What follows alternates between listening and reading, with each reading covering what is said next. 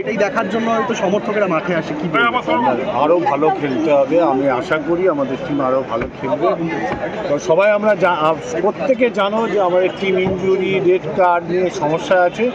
এর ভিতর থেকে প্লেয়াররা যেভাবে করছে, কোচ বিশেষ করে যেভাবে করছে, আমাদের সবার কৃতজ্ঞ থাকা উচিত।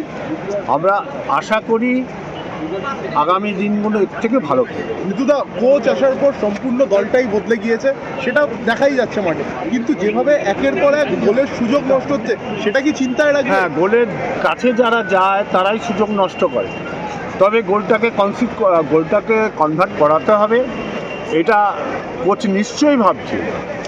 আমরাও যেমন ভাবছি, সাংবাদিকরা ভাবছে, কোচও ভাবছে।